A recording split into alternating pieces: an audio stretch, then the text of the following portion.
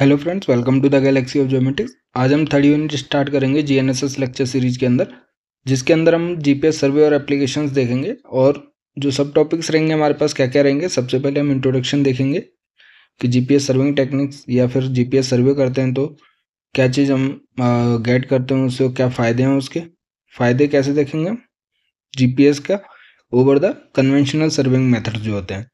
तो दोनों चीज़ होती है हमारे पास, एडवांटेजेस भी होते हैं, डिसएडवांटेजेस, तो दोनों देखेंगे हमारे पास। उसके बाद GPS navigation versus GPS serving देखेंगे।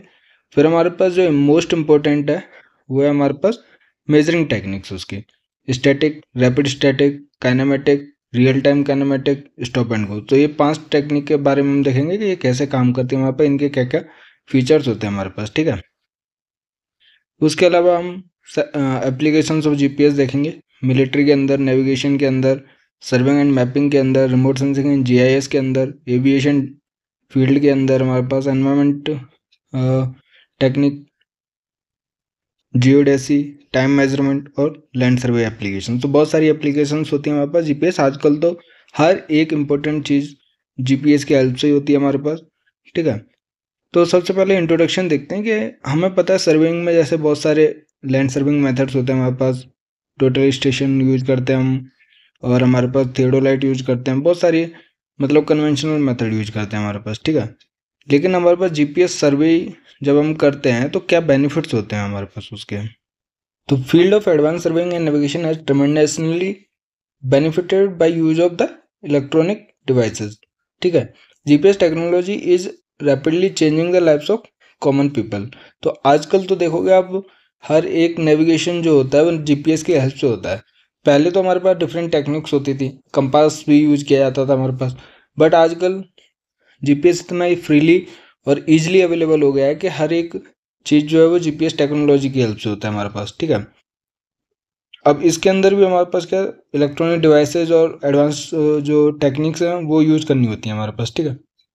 Many of the critical situations in surveying and navigation are now easily and precisely solved to acceptable limits of accuracy.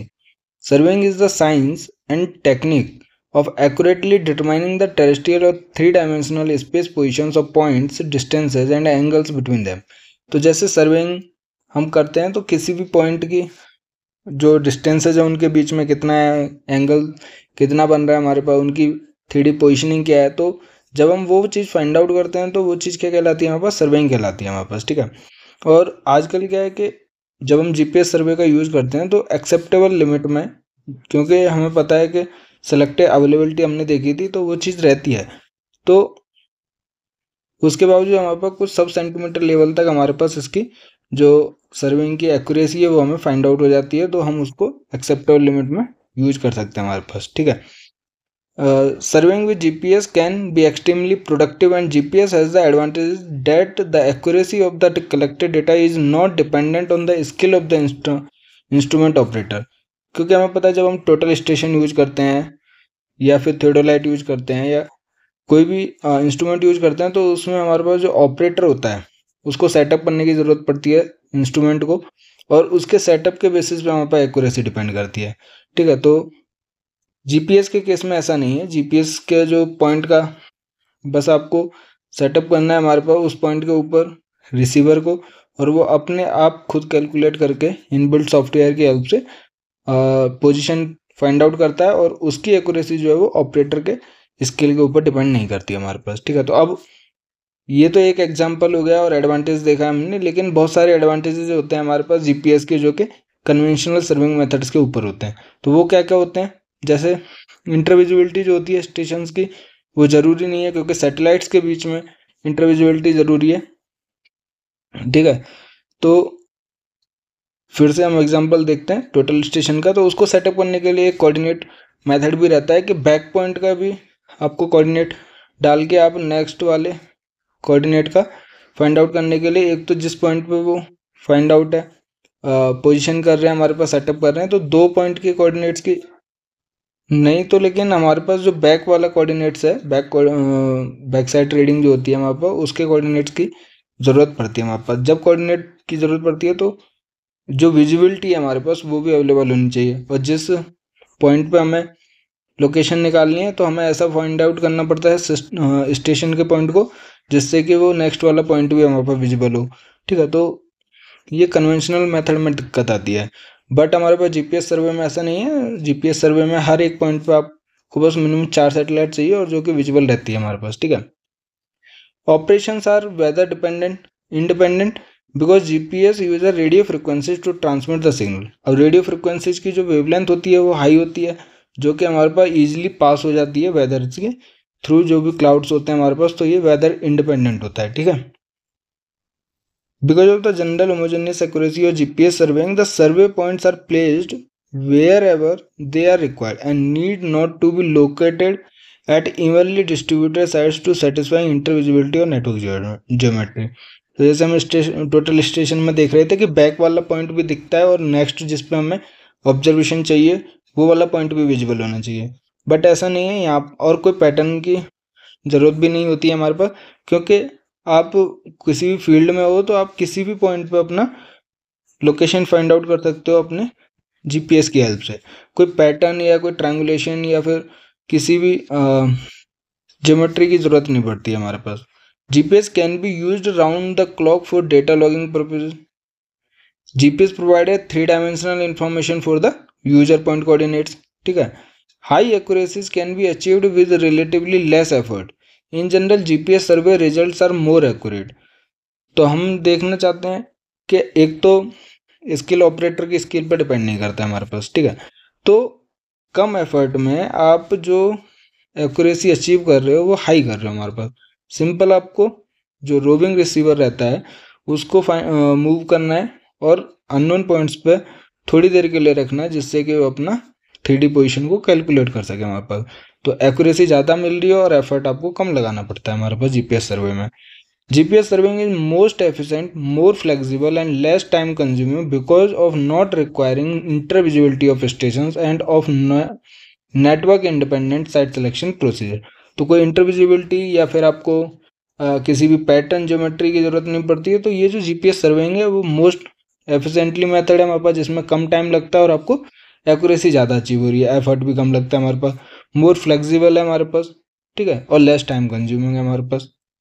तो बहुत सारे एडवांटेजेस देखे हमने, बट इम्पोर्टेंट क्या है कि जीपीएस से जितना हमें एक्यूरेसी मिलती है उसके रेस्पेक्ट में हमारे पास जो पैसा लगता है वो काफ़ी ज़्यादा लगता है हमारे पास। उसके अलावा और भी डिसएडवांटेजेस हैं, वो देख लेते हैं कि GPS can not tolerate sky obstructions. जैसे हमने मल्टीपाथ इफेक्ट भी देखा था, वो भी दिक्कत करता है हमारे पास।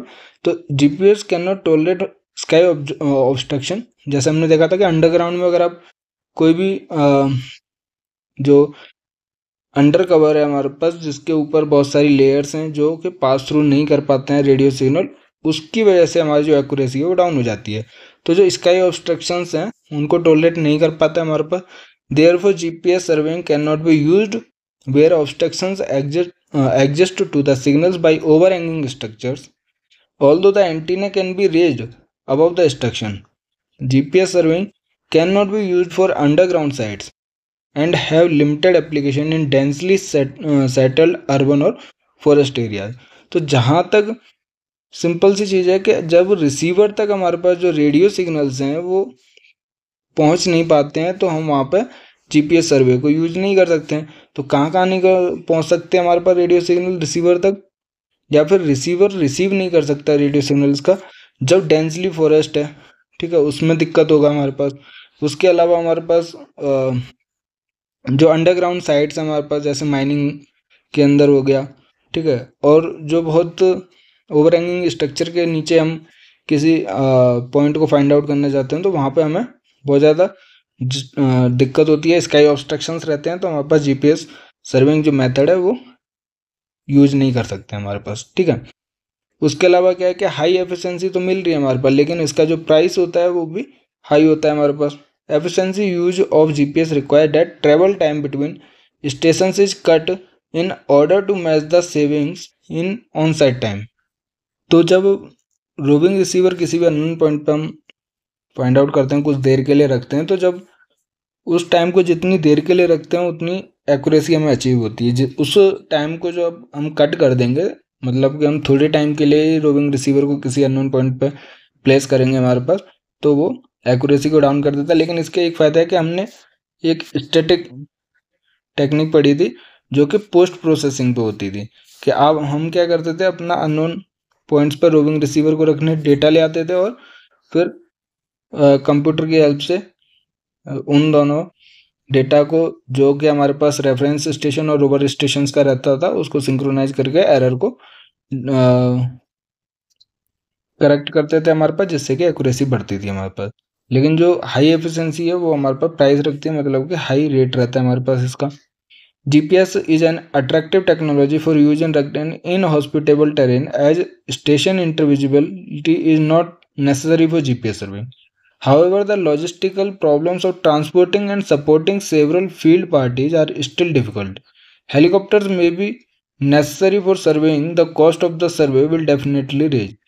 तो जैसे हमने देखा है कि जब हम किसी फील्ड में यूज़ कर रहे हैं जहाँ पे इंटरविजिबिलिटी 2 पॉइंट्स की नहीं है, जैसे मैं बात कर रहा था कि टोटल स्टेशंस में चाहिए होती है या फिर किसी दूसरे कन्वेंशनल मेथड में चाहिए होती है, जो कि GPS सर्वे में नहीं चाहिए होती है। बट जहाँ पर इंटरविजिबिलिटी नहीं है, तो मतलब वहाँ पर काफ़ी सारे ऑब्स्ट्रक्शंस रहेंगे।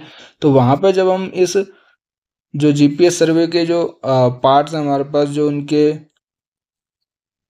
इंस्ट्रूमेंट्स हैं, उनको वहाँ तक ट्रांसपोर्ट करने में जो दिक्कत आती है, जो लॉजिस्टिकल प्रॉब्लम रहती हैं, वो काफ़ी ज़्यादा रहती हैं। अगर हम हेलीकॉप्टर का यूज़ करते हैं तो ऑब्वियसली उसका जो रेट है, जो प्राइस है हमारे पास सर्विंग टेक्निक का, वो काफ़ी हाई हो जाता है हमारे पास। GPS survey is generally targeted to satisfy specific survey need. ठीक है, तो स्पेसिफिक सर्वे के लिए हमारे पास इसका टेक्निक का यूज कर सकते हैं हमारे पास। ठीक है, GPS would have to establish 2 visible stations in order to satisfy the requirement for as much data for use by the conventional survey methods। तो ये कर सकते हैं हमारे पास कि GPS सर्वे से हम 2 पॉइंट्स को लोकेशन या उनके कोऑर्डिनेट्स फाइंड आउट कर सकते हैं, उसके बाद हम कन्वेंशनल सर्वे मेथड्स को फॉलो कर सकते हैं। तो वो जो 2 पॉइंट्स होने चाहिए वो इंटरविजिबल होने चाहिए हमारे पास। ठीक है, horizontal and vertical coordinates from GPS must be transformed if they are useful for conventional survey application.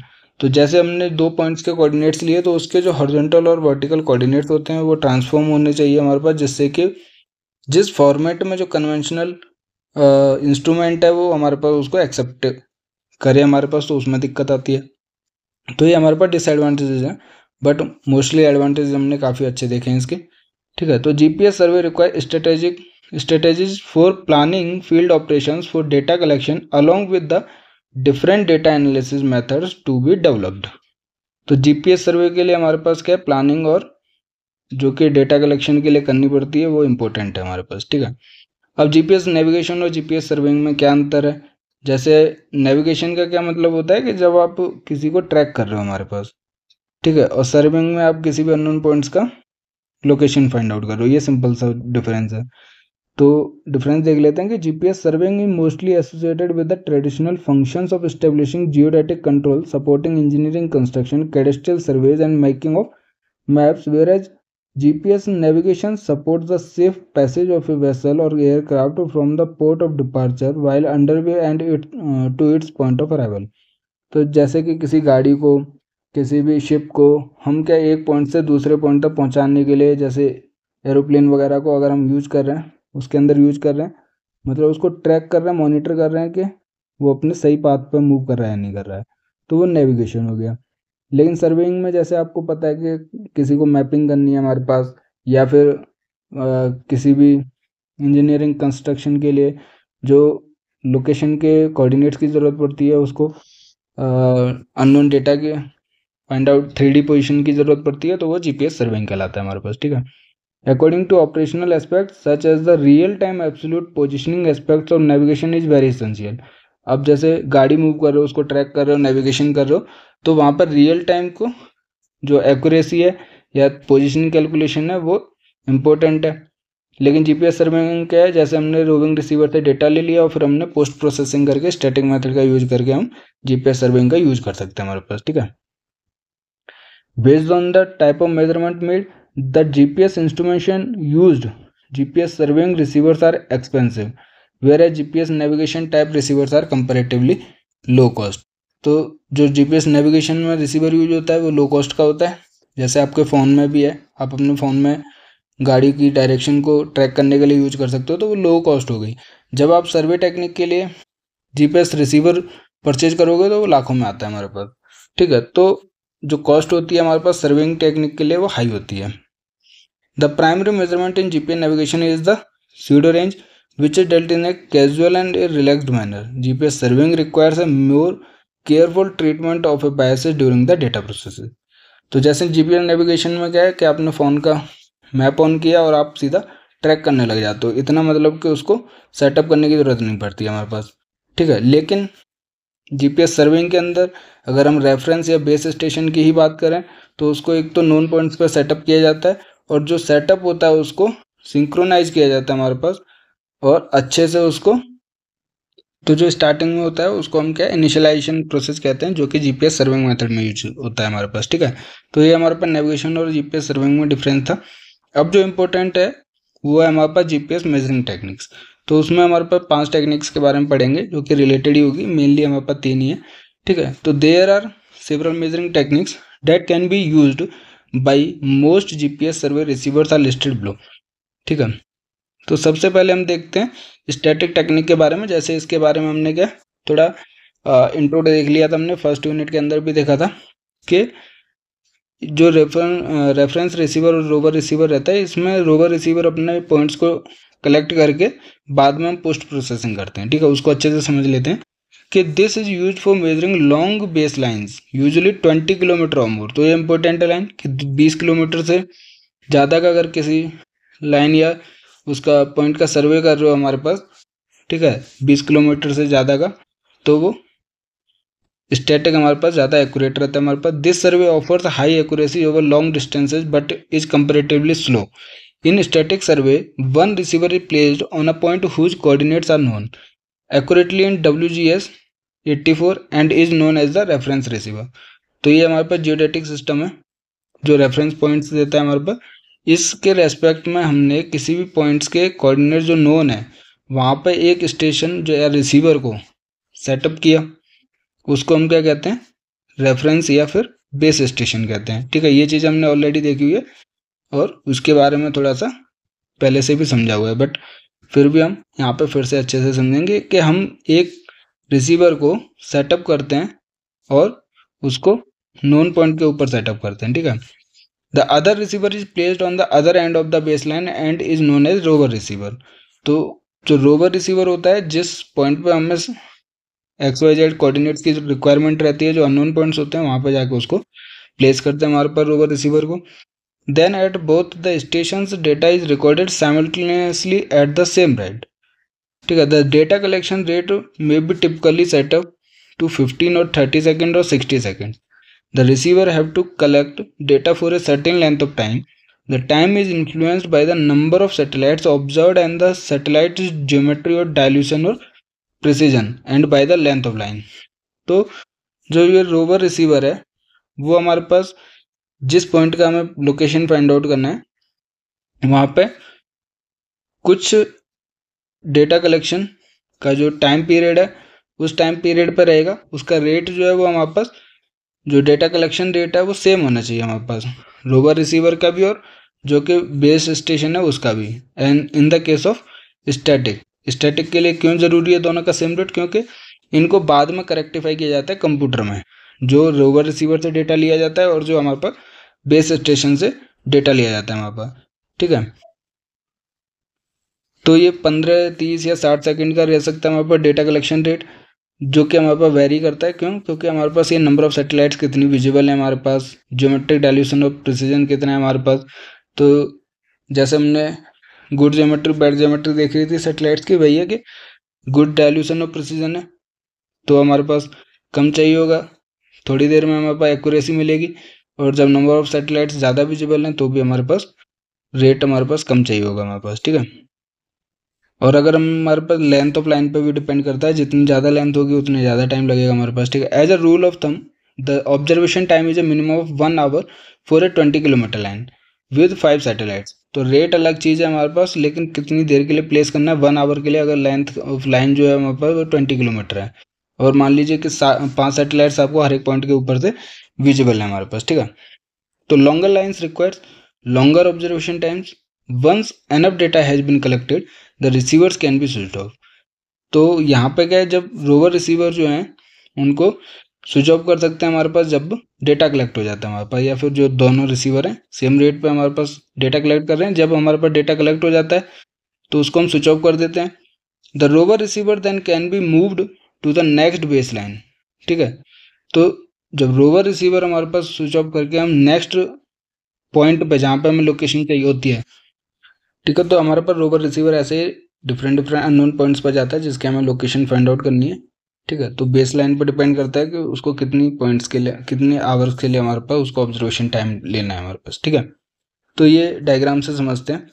इसमें देखिए कि ये जो स्टेप्स है हमारे पास, तो इसमें हमारे पास जो नॉन स्टेशन है, मान लीजिए यू का जो रिसीवर है उसके फाइंड आउट है हमारे पास लोकेशन। उसके अलावा हमने 2 रिसीवर और यूज किए हैं, इस जो यू वी एक्स वाई और डब्ल्यू का जो हमारे पास नेटवर्क है उसको फाइंड आउट करने के लिए। तो एक तो हमारे पास यू पे नॉन पोजीशन वाला रिसीवर रख दिया हमारे पास, उसके अलावा जो 2 रिसीवर हैं, एक हमारे पास वी और वाई पर है, ठीक है। यहाँ पे उन्होंने अपनी जो मेजरमेंट लेंथ होती है हमारे पास, मेजरिंग टाइम रहता है, उस टाइम पीरियड से अपनी लोकेशन फाइंड आउट कर ली। उसके बाद हमारे पास जो वाई पे रिसीवर था उसको एक्स पे मूव किया, और हमारे पास वी वाले को डब्ल्यू पे किया। तो उसके बाद यू पे ऑलरेडी था, तो ये ट्रायंगल फाइंड आउट हो गया हमारे पास।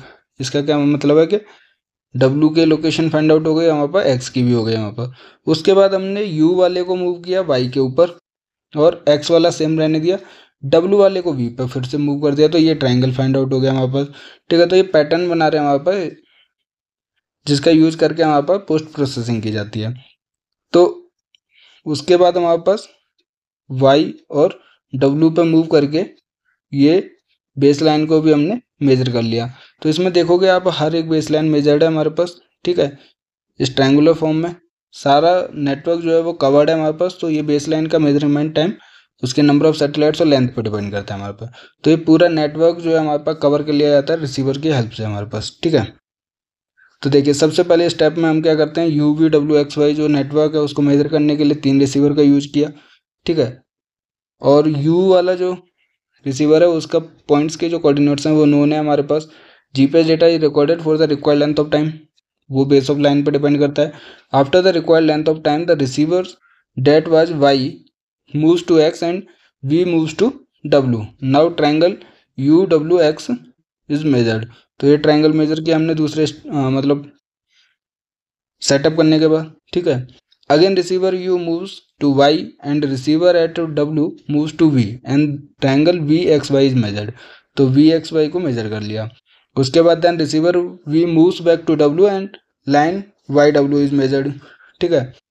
तो फाइनली जो भी पूरा नेटवर्क था उनके बीच का जो भी बेस लाइन था वो सभी मेजर्ड हो जाता है हमारे पास, और फिर उसको पोस्ट प्रोसेसिंग करके कंप्यूटर में सॉफ्टवेयर के हेल्प से हमारे पास जो भी नॉन पॉइंट का डेटा, मतलब रिसीवर का डेटा, रेफरेंस स्टेशन का डेटा और रोवर रिसीवर का डेटा को पोस्ट प्रोसेस करके हम अपनी एक्यूरेसी को फाइंड आउट करते हैं। तो ये एक्यूरेसी का कहने का मतलब है, इन दोनों के डेटा को हम क्यों पोस्ट प्रोसेस करते हैं, हम कैसे मान लें कि रेफरेंस स्टेशन का जो है वो एक्यूरेट है हमारे पास डेटा, और कौन से एरर को मिनिमाइज करने की बात हो रही है। तो सिंपल से समझ लेते हैं कि ये हमारे पास रेफरेंस स्टेशन है हमारे पास, ठीक है, जो एक नोन पॉइंट्स पे एक्स वाई जेड मान लीजिए जो इस पॉइंट्स के कोऑर्डिनेट्स हैं वो ऑलरेडी हमें नोन है, हमारे पास पहले से पता है, वहाँ पे सेटअप कर दिया। और रेफरेंस स्टेशन जो रोवर स्टेशन रिसीवर है वो डिफरेंट डिफरेंट पॉइंट्स पे जाके अपना डेटा को फाइंड आउट किया है, अपनी लोकेशन कैलकुलेट किया उसने, ठीक है। अब दोनों क्या सेम रेट पे हमारे पास डेटा को कलेक्ट कर रहे हैं। और डीजीपीएस टेक्निक का एक क्या प्रिंसिपल था कि हमारे पास कॉन्सेप्ट था कि ये जो दोनों रिसीवर हैं वो सेम एटमॉस्फेरिक कंडीशंस को फेस करते हैं हमारे पास, ठीक है। इतनी ज़्यादा दूर नहीं होते कि कंडीशन जो है वो चेंज हो जाए। तो इसको हम काफ़ी देर तक रखते हैं हमारे पास, जितनी देर तक रखते हैं उतनी ज़्यादा नंबर ऑफ सैटेलाइट्स के कांटेक्ट में आता है, और ये अपनी पोजीशंस को अपनी लोकेशन को मॉडिफाई करता रहता है हमारे पास। तो इसने मान लीजिए x1 y1 z1 अपनी लोकेशन फाइंड आउट की। अब इन दोनों के बीच में जो नोन पॉइंट है और जो इसके हिसाब से जो इसकी लोकेशन है, इन दोनों के बीच में जो वेरिएशन है, जो एरर है, वो सेम एरर हमारे पास फेस करेगा रोवर रिसीवर के डेटा के अंदर हमारे पास। तो इसी एरर को मॉडिफाई किया जाता है हमारे पास पोस्ट प्रोसेसिंग सॉफ्टवेयर टेक्निक के अंदर, इसलिए हमारे पास सेम रेट की ज़रूरत पड़ती है। ठीक है, और ये जो एरर है, अगर हम इसको time to time real time में इसको मॉडिफाई और करेक्ट करते रहें रेडियो सिग्नल की हेल्प से या सैटेलाइट सिग्नल की हेल्प से, तो वो वहाँ पर रियल टाइम कहलाता है। बट हम स्टैटिक की बात कर रहे हैं, तो ये रोवर रिसीवर अपना डेटा कलेक्ट करके स्विच ऑफ करके हम उसको लेकर आते हैं, उसको हम कंप्यूटर में हमारे पास उसको ट्रांसफ़र करते हैं, और रेफरेंस जो बेस स्टेशन है उसके डेटा को भी हम ट्रांसफ़र करके दोनों को सिंक्रोनाइज करके ये जो एरर इंट्रोड्यूस होता है हमारे पास, उसको इस रोवर डेटा में से करेक्ट करते हैं हमारे पास, जिससे कि एक्यूरेसी बढ़ती है हमारे पास। ठीक है, तो ये स्टैटिक में होता है। अब रैपिड स्टैटिक में देखते हैं कि जब लेंथ और बेस लाइन अगर 20 किलोमीटर से कम है तो रैपिड स्टैटिक टेक्निक यूज करते हैं हमारे पास। ठीक है, इसके अंदर क्या होता है कि जो रेफरेंस पॉइंट होता है वो चूज़ किया जाता है हमारे पास, और एक से ज़्यादा जो रोवर होते हैं वो ऑपरेट करते हैं। When starting work in an area where no GPS surveying has previously taken place, the very first task is to observe a number of points whose coordinates are accurately known in the local system. तो जिस network में हमारे पास सर्वे करना है, अगर वहाँ पे पहले कभी नोन पॉइंट है नहीं तो उसको पहले फाइंड आउट करना पड़ेगा। नोन पॉइंट नहीं है मतलब कि वहाँ के कोऑर्डिनेट्स हमें एक्यूरेटली नोन नहीं है हमारे पास। ये कह लीजिए वहाँ पर सर्वे नहीं हुआ है हमारे पास जीपीएस सर्वे, तो कौन से पॉइंट्स को आपको चूज करोगे जिसके पॉइंट्स हमारे पास फाइंड आउट हो, जिसके हमारे पास नोन पॉइंट्स हो हमारे पास, तो हम वहाँ से जैसे कोऑर्डिनेट शिफ्टिंग का मेथड होता है उसका यूज करके उन पॉइंट्स को फाइंड आउट करेंगे जहाँ पे हम लोकल सिस्टम की हेल्प से हमारे पास उस पॉइंट्स के कोऑर्डिनेट्स फाइंड आउट हो जाए वहाँ पर। At least 4 known points on the perimeter of the area of interest should be observe. तो जब हम प्लानिंग करते हैं, जैसे हमने बात की थी कि जीपीएस सर्विंग के अंदर प्लानिंग बहुत इंपॉर्टेंट है, वैसे ही हमारे पास कम से कम 4 जो नोन पॉइंट्स हैं उस नेटवर्क के पेरीमीटर के ऊपर हमारे पास फाइंड आउट या ऑब्जर्व होनी चाहिए हमारे पास। The reference receiver is usually set up at a known point. If no known point is available it can be set up anywhere within the network. तो रैपिड स्टैटिक के अंदर क्या होता है, रेफरेंस स्टेशन के लिए हमारे पास नोन पॉइंट्स की ज़रूरत पड़ती है। जब नोन पॉइंट्स है नहीं तो हम अपना रेफरेंस स्टेशन को कहीं पर भी सेटअप कर सकते हैं उस नेटवर्क के अंदर, और जो रोवर रिसीवर होता है उसको फिर हम मूव करते हैं हमारे पास। ठीक है, जो लेंथ ऑफ टाइम या ऑब्जर्वेशन टाइम कितना होना चाहिए यहाँ पर रोवर का, वो must observe for at point is related to the base line length from the reference and the GDOP. तो ये जो ऑब्जर्वेशन टाइम है वो लेंथ ऑफ लाइन और हमारे पास जीडीओपी पर ही डिपेंड करता है हमारे पास। अब जैसे इस एग्जाम्पल में देखते हैं हमारे पास, इसमें क्या, उसमें हमने देखा था कि हर एक पॉइंट से हम ट्रायंगुलेशन फॉर्म में नेटवर्क बना रहे थे हमारे पास। ठीक है, बट यहाँ रैपिड स्टैटिक में ऐसा ज़रूरी नहीं है। इसमें आर क्या है हमारे पास, रेफरेंस स्टेशन है। ठीक है, ये हमारे पास रेफरेंस स्टेशन हो गया जो सेटअप कर दिया। उसके रेस्पेक्ट में हमारे पास जो रोवर रिसीवर है यू पर, वी पर, वाई पर, एक्स पर उसको मूव करते रहते हैं हमारे पास, जिससे कि उसकी जो डेटा कलेक्शन है वो हाई हो जाती है, स्पीड जो होती है। तो इसमें देखेंगे कि the reference station is setup and one rover occupies points you while the other rover occupies point W. तो आप देख सकते हो कि ये नेटवर्क है हमारे पास, इस पर रेफरेंस स्टेशन रिसीवर हो गया हमारे पास, यू और डब्ल्यू पे हमारे पास दूसरा रिसीवर हो गया। तो एक ये नेटवर्क बन गया हमारे पास। उसके बाद हमारे पास ऑब्जर्वेशन टाइम पे इन्होंने अपनी कोऑर्डिनेट्स को फाइंड आउट कर लिया, फिर इसको रोवर रिसीवर को मूव करते हैं दूसरे पॉइंट पे। यू वाला हमने वी पे कर दिया और डब्ल्यू वाला हमने एक्स पे कर दिया। तो अब जो नेटवर्क बना वो कौन सा हो गया, रेफरेंस स्टेशन रहेगा हमारे पास, उसके रेस्पेक्ट में एक्स और वी हो गया हमारे पास। उसके बाद हमारे पास एक पॉइंट बचा, तो हमने क्या किया कि एक्स वाले को वाई पे मूव कर दिया। तो अब ये रेफरेंस स्टेशन के रेस्पेक्ट में सभी बेस लाइन मिल गई आपकी, और उसके रेस्पेक्ट में उनके कोऑर्डिनेट्स मिल गए। फिर इनको बाद में पोस्ट प्रोसेस करके इनकी लोकेशन को मॉडिफाई किया जाता है और उनके कोऑर्डिनेट्स को डेटा को फाइंड आउट किया जाता है। ठीक है, तो आज के लेक्चर में हम ये दोनों टेक्निक देखेंगे। जो नेक्स्ट 3 टेक्निक्स हैं, जैसे काइनेमेटिक हो गया, रियल टाइम काइनेमेटिक हो गया, और स्टॉप एंड गो टेक्निक होगी वो हम नेक्स्ट लेक्चर में कवर करेंगे। अगर आज का लेक्चर में आपको कोई भी डाउट है, किसी भी टेक्निक में कोई भी डाउट है, आप कमेंट कर सकते हैं हमें। टेलीग्राम और व्हाट्सएप चैनल पर फॉलो कीजिए, वहाँ पर भी आप हमें मैसेज कर सकते हैं। ठीक है, वीडियो को लाइक कीजिए और चैनल को सब्सक्राइब कीजिए और अपनी गेट ज्योमेट्रिक्स की तैयारी ज्योमेट्रिक्स गैलेक्सी के साथ करते रहिए। Thank you.